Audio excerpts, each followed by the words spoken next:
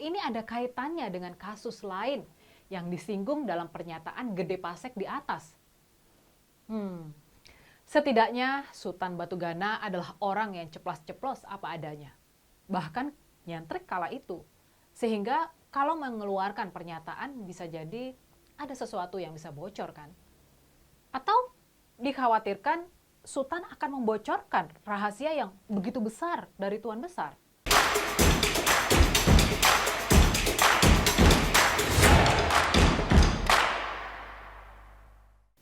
Masih ingat kan dengan Anas Urbaningrum? Ya, dia adalah mantan Ketua Umum Partai Demokrat yang tersandung kasus Hambalang juga. Dan Anas ini juga berada di kubu yang sama, seperti beberapa mantan petinggi Demokrat yang berseberangan dengan SBY. Tidak lama lagi, Anas Urbaningrum akan bebas dari penjara. Dan dikabarkan setelah bebas, Anas akan bergabung dengan PKN, Partai Kebangkitan Nusantara, yang dipimpin oleh Gede Pasek, sahabat Anas. Pecahan Partai Demokrat ini sepertinya telah membuat perhitungan. Dan masyarakat dibuat tertawa karena ada baliho berdiri tegak dan sangat jelas gambar Anas dan bertuliskan, "Tunggu Beta Bale." Tidak jauh dari kediaman Kerajaan Cikeas, SBY. Sampai saat ini, orang-orang Demokrat loyalis SBY dan keluarganya belum berani berkomentar banyak. Sehingga dengan begitu masyarakat menilai bahwa kubu SBY lagi deg-degan. Duh, prihatin lagi nih. Jangan-jangan Tuhan tidak suka ya? Tentu saya bisa jelaskan. Tapi tidak perlu dan tidak baik di mata rakyat. Apalagi saat ini kita tengah menghadapi masalah keamanan, politik, dan ekonomi. Mengutip tulisan SBY di media sosial waktu itu. Kalau kita membayangkan misalnya ada di posisi Anas, tentu saja kita tidak akan terima atas apa yang telah dialaminya. Siapa yang tidak kecewa jika ada orang yang seharusnya bertanggung jawab dan menjelaskan semua kasus Hambalang itu malah tidak tersentuh hukum sama sekali, alias kebal hukum.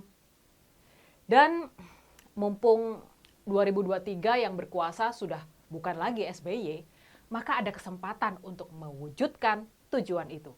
Dalam hal ini, posisi AHY pasti sangat terganggu. Apalagi sangat getol mau ikutan jadi cawapres. Meskipun AHY ini merasa tidak ada beban, namun apa yang telah dilakukan oleh bapaknya dan kakaknya itu akan punya efek yang sangat besar. AHY sebagai Ketua Umum Demokrat tidak akan berkutik saat nanti Anas dan timnya melakukan manuver yang begitu bombastis. Coba simak pesan yang disampaikan oleh Ketua Umum PKN Gede Pasek beberapa hari yang lalu di gedung ACLC KPK. Begini, beliau akan ada di kita dan beliau akan buka semua sisi yang terjadi sehingga orang paham bahwa yang kemarin itu juga tidak sesuci yang dibayangkan. Iya, beliau akan ada di kita dan beliau akan buka semua sisi-sisi yang dulu terjadi sehingga orang jadi paham bahwa yang kemarin itu juga tidak sesuci seperti yang dibayangkan. Ini pernyataan yang sudah sangat jelas sekali, bukan? Bahkan, Gede Pasek mengatakan bahwa Anas akan mengungkapkan soal sejarah hitam KPK waktu itu yang tidak independen. Pengungkapan ini bakal mempengaruhi kubu Cikeas. Goncangan hebat kubu Demokrat SBY bakal terjadi dan akan banyak menyeret nama-nama lain. Apalagi bila semua yang diungkapkan Anas ini penuh dengan bukti-bukti yang jelas, maka langkah selanjutnya adalah memastikan bahwa KPK saat ini sudah independen atau minimal tidak lagi pro SBY. Apakah balas dendam ini benar-benar dijalankan atau bakal terjadi rekonsiliasi? Semoga tidak ada rekonsiliasi. Karena bersih-bersih ini tentu sangat penting. Demokrat SBY harus membayar apa yang telah dilakukannya di masa lalu. Siapa yang menanam, maka dialah yang menuainya. Tanam padi, keluar padi. Tanam kelicikan, keluar kelicikan lain. Karena hukum alam pasti selalu bekerja sebagaimana mestinya. Dan ketika Gede Pasek menyinggung soal sprindik bocor, ini sudah jelas kasus yang tidak bisa dilupakan begitu saja. Begini kata Gede Pasek, akan dibuka juga tidak hanya sekadar sprindik bocor yang jadi problem sejarah hitam KPK waktu itu. Itu kan sprindik bocor. Kemudian dari bocornya dari sebuah simpul kekuasaan, itu kan sudah bahasa yang tidak independennya waktu itu.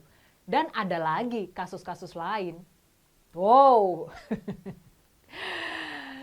Kasus-kasus lain juga akan diungkap dengan terang benderang.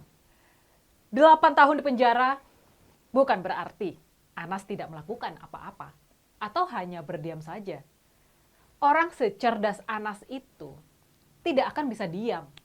Sebab kalau diam dan meratapi nasib di penjara, justru akan menjadi rapuh dan akhirnya sakit-sakitan lalu tergerus.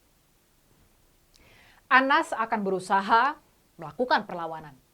Beliau sudah paham karakter dari SBY ini. Diam atau tidak melakukan apa-apa justru akan lenyap alias tergerus.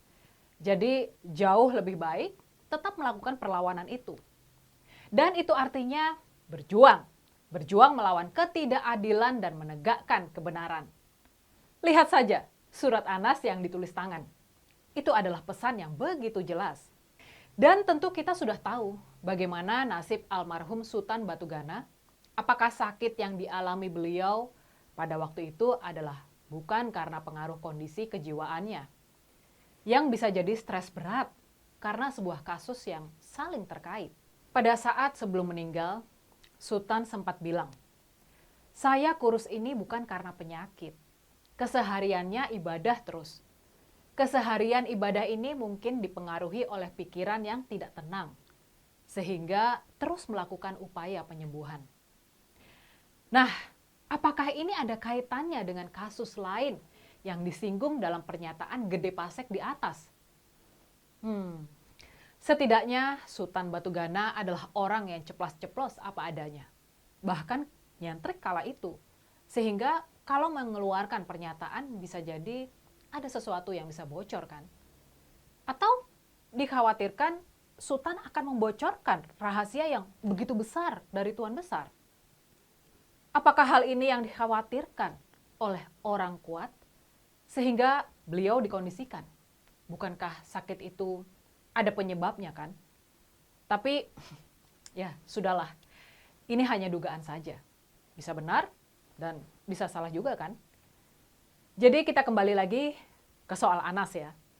8 tahun penjara yang Anas terima itu sebenarnya adalah strategi untuk mewujudkan sesuatu yang lama dinantikan dan juga menjalankan politik kesabaran.